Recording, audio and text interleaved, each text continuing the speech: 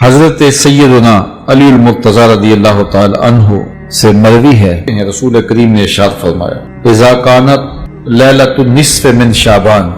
حضور نے ارشاد فرمایا جب شعبان کے نصف کی رات آئے فقوموا لیلہا وصوموا نہارہا، تو راتوں کو قیام کرو اور اس کے دن کو روزہ رکھو۔ فإن اللہ تعالی ینزل فیہا لغروب الشمس الی سماء الدنیا، اللہ تعالیٰ جل شانہ نزول اجلال فرماتا ہے غروب شمس کے ساتھ ہی پہلے آسمان پر، فیقول، اور ارشاد فرماتا ہے کوئی ہے مجھ سے بخشش مانگنے والا میں اس کو بخش دوں، ہے کوئی مجھ سے رزق طلب کرنے والا میں اس کو رزق دوں، ہے کوئی مصیبت میں پھنسا ہوا میں اس کی مصیبت دور کر دوں، ہے کوئی اس مصیبت میں پھنسا ہوا، ہے کوئی اس ضرورت کا حامل، تو یہ اللہ تعالیٰ ارشاد فرماتا رہتا ہے یہاں تک کہ فجر طلوع ہو جاتی ہے، تو طلوع فجر تک اس رات کو اللہ کی رحمتیں آواز دیتی ہیں۔ حضرت ابو موسیٰ اشعری رضی اللہ تعالی عنہ فرماتے ہیں کہ رسول رحمت شفیع معظم صلی اللہ علیہ وآلہ وسلم نے ارشاد فرمایا کہ بے شک شعبان کی نصف شب کو اللہ تعالی جل شانہ نزول اجلال فرماتا ہے، جلوہ فراز ہوتا ہے اور اپنی ساری مخلوق کی مغفرت فرما دیتا ہے۔ چند لوگوں کے بارے میں فرمایا گیا کہ وہ اس بابرکت رات کو بھی نہیں بخشے جاتے، باقی اللہ تعالی جل شانہ اس رات کو تمام گناہگاروں کو جہنم کی آگ سے آزاد کر دیتا ہے۔ سیدہ عائشہ رضی اللہ تعالی عنہا سے مروی ہے، فرماتی ہیں کہ ایک رات میں بیدار ہوئی تو رسول رحمت صلی اللہ علیہ وآلہ وسلم کو بستر پر نہ پایا، تو میں حضور کو ڈھونڈنے نکلی، تو آقا کریم علیہ السلام تشریف لائے، تو حضور علیہ السلام نے ارشاد فرمایا عائشہ بے شک آج کی وہ بابرکت رات ہے،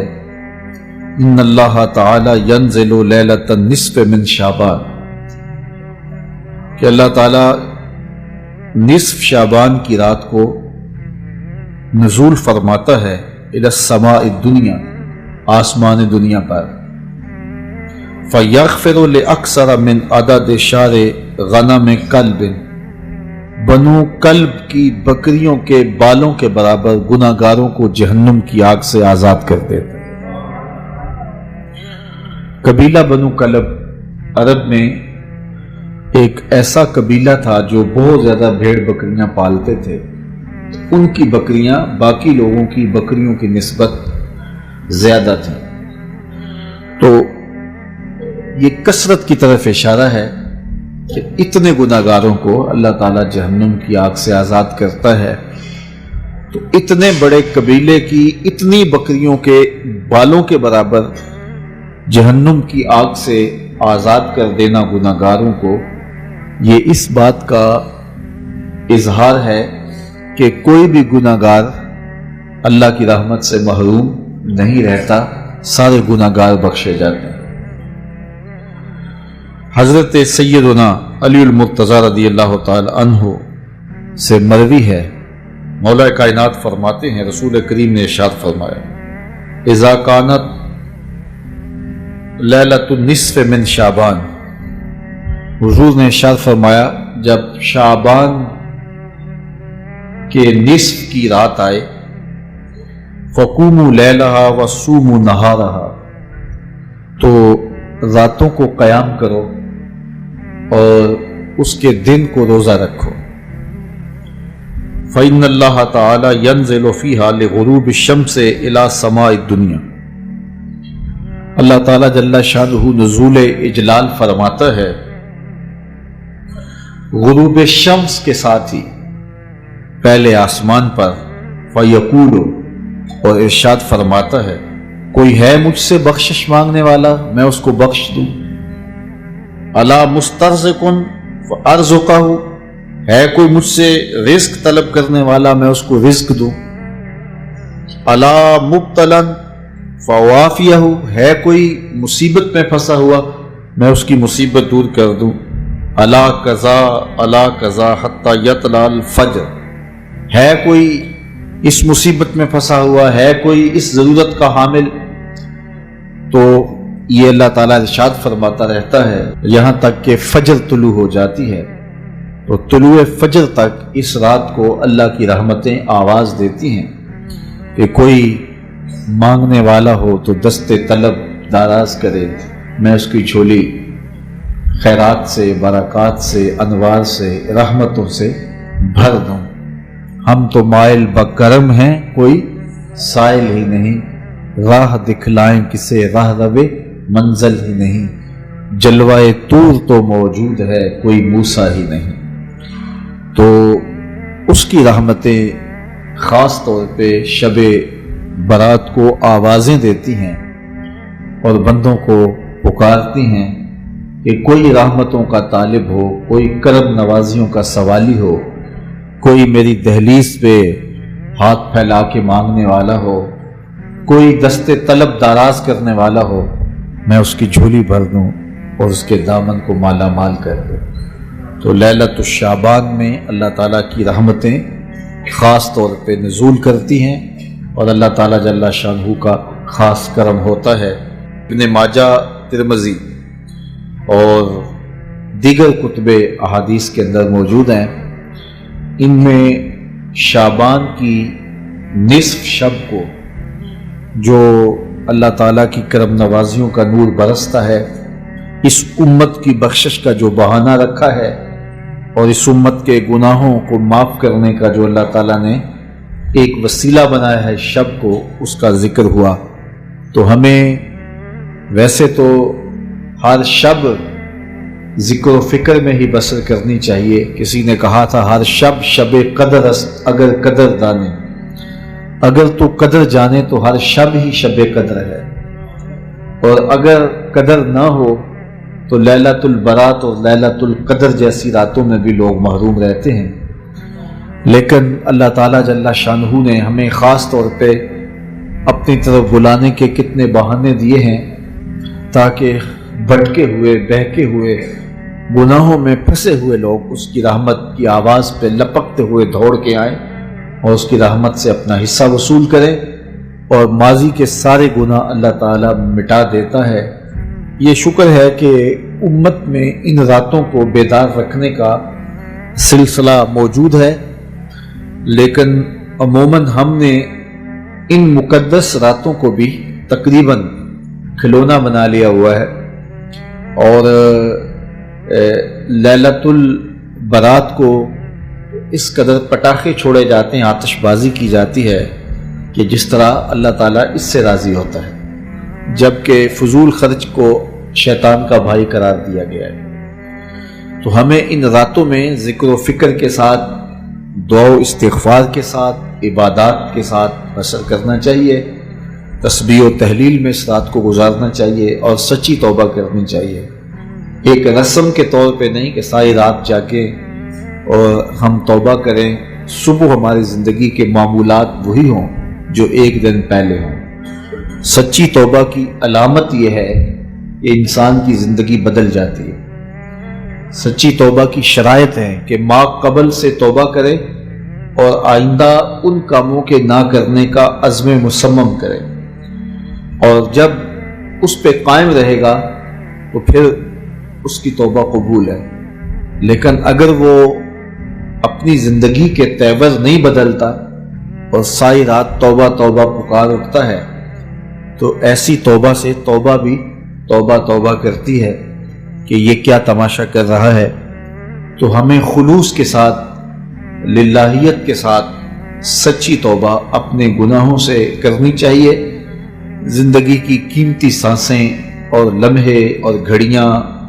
ہماری تیزی کے ساتھ گزر رہی ہیں۔ کل جو بڑے طاقتور تھے آج وہ کمزور ہیں، کل جو جوان تھے آج بوڑھے ہیں، کل جو بچے تھے آج وہ جوان ہیں، آج جو بوڑھے ہیں کل قبر کا رزق بننے والے ہیں، تو ہمیں نہیں پتا کہ ہم اٹھنے والا اگلا قدم کہاں رکھ رہے ہیں۔ زندگی مختصر ہے اور اللہ تعالیٰ نے ہمیں جو موت کا وقت دیا ہے اللہ کی نظر میں اس کے علم میں متعین ہے، لیکن ہمیں اس کی قطعاً خبر نہیں ہے۔ یہاں بوڑھے اور بچے اور جوان کی کوئی تمیز نہیں ہے، یہ اللہ تعالیٰ کے علم میں ہے کہ ہمارا اٹھنے والا اگلا قدم موت کی وادی میں ہے یا ابھی زندگی کی سانسیں باقی ہیں۔ تو اس لیے بزرگ فرماتے ہیں ہر رات کو توبہ کر کے سو، اس خیال سے کہ یہ زندگی کی کہیں آخری رات نہ ہو، اور ہر نماز کو ادا کرو اس خیال سے کہ کہیں یہ زندگی کی آخری نماز نہ ہو۔ اور ایسا ہوتا ہے، ایک شخص کی وفات کا اچانک اعلان ہوتا ہے تو ہم کہتے ہم نے ابھی تو اس کو سبزی والی دکان پہ دیکھا تھا، لیکن وہ جہاں بھی ہے موت جب آتی ہے تو ایک لمحے کا تقدم اور تاخر نہیں ہوتا ہے۔ تو مجھے اور آپ کو اپنی آخرت کے لیے سخت فکر مند ہونا چاہیے اور ہمیشہ اللہ کی حضور رجوع، توبہ اور انابت سے اپنے گناہوں کی معافی کا سوال کرنا چاہیے، اور اپنی زندگی کو ہر طرح سے جو ہے وہ منظم اور مرتب کرنا چاہیے۔ ہمارے صوفیاء فرماتے ہیں جب کوئی شخص ایک مرتبہ لفظ اللہ کہتا ہے تو اللہ تعالیٰ اس کی طرف نظر رحمت سے دیکھتا ہے۔ جب کسی طرف اللہ تعالیٰ نظر رحمت سے دیکھتا ہے کسی بندے کی طرف بھی، تو اس کے 70 گناہ جل کے راکھ ہو جاتے ہیں۔ تو یہ اس کی کرم نوازی ہے۔ تو ایک مرتبہ اللہ کہیں گے تو اللہ کی رحمت کی نظر ہوگی، اور بار بار اس کا تکرار کریں گے تو ہمارے گناہ جلتے چلے جائیں گے اور ہمارا دل پر نور ہو جائے گا۔ ذکر کرنے سے دل نور پاتا ہے۔ نور سے مراد کیا ہے؟ کہ کوئی اندر روشنی سی ہو جاتی ہے جس طرح کی یہ روشنی ہے۔ نور سے مراد یہ ہے کہ دل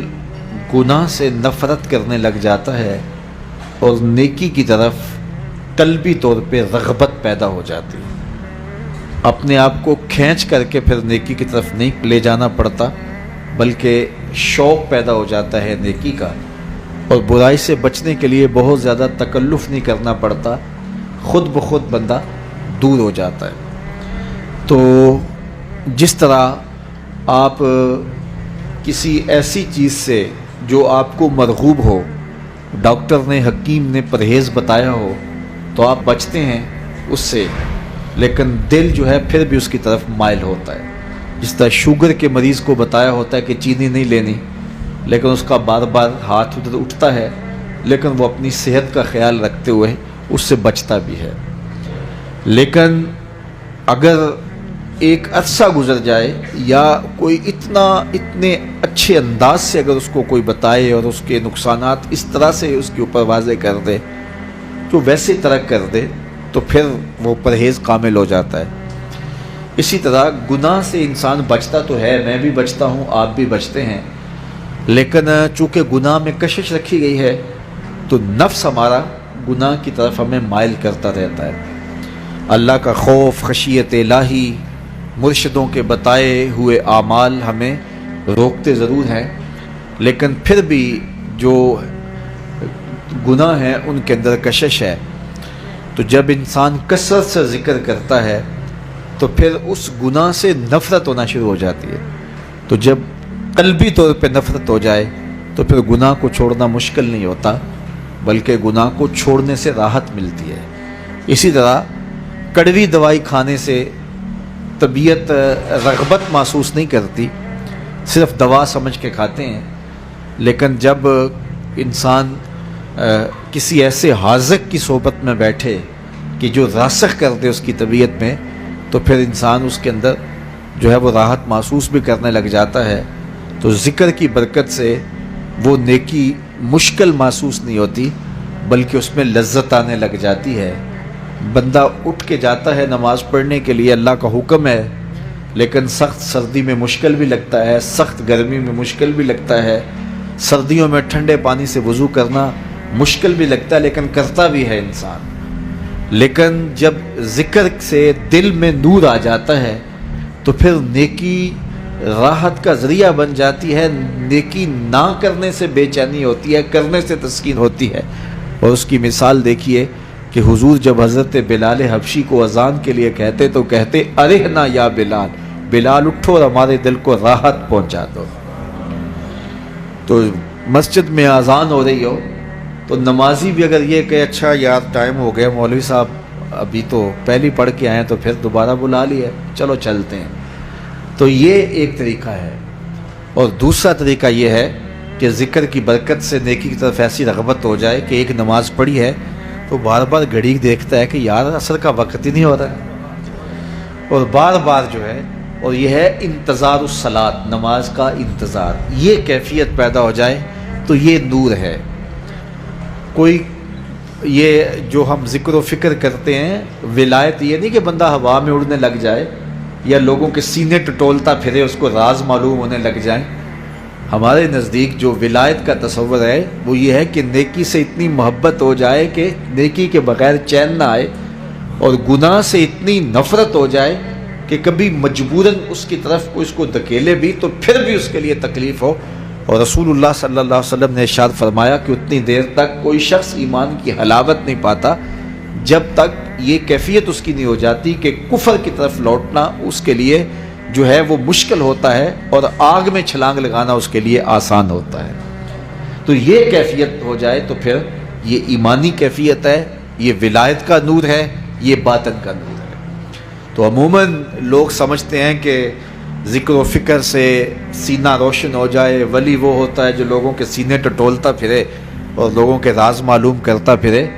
شریعت میں ولایت کا تصور یہ نہیں ہے۔ اللہ والے بندے لوگوں کے سینے نہیں ٹٹولتے، ان کی زندگی اور ان کا جو حقیقی نور ہے وہ یہ ہے کہ انہیں عبادت میں سرور نصیب ہوتا ہے۔ حضور نے حضرت حنظلہ سے غالباً پوچھا تھا کہ تیرے ایمان کی کیفیت کیا ہے، تو انہوں نے کہا تھا رأیت عرش ربی بارزن، میں اللہ کے عرش کو یوں دیکھ رہا ہوں جس طرح دن چڑھا ہوا ہے۔ تو یہ کیفیات ہے جو بندہ مومن کو نصیب ہوتی ہے۔ تو نیکی کی طرف قلبی رغبت ہو جائے اور گناہ کی طرف قلبی نفرت ہو جائے تو یہ ذکر کی لذت ہے۔ آپ روزانہ کی بنیاد پہ ذکر کریں، ہر نماز کے بعد 2-1 لمحوں کے لیے آپ اللہ کے ذکر کی طرف متوجہ ہوں تو آپ محسوس کریں گے کہ آپ کو یہ نور نصیب ہوا ہے کہ نیکی کی طرف دل چاہے گا کہ میں یہ کام کروں نیکی کا۔ تو یہ حقیقی نور ہے، یہ لذت ہے جو بندہ مومن کو نصیب ہوتی ہے۔ تو اس لیے کثرت سے اللہ تعالیٰ کا ذکر کیا کریں، ذکر کی یہ برکتیں آپ کو ضرور نصیب ہوں گی، یہ ہو ہی نہیں سکتا کہ ذکر کی برکتیں نصیب نہ ہو۔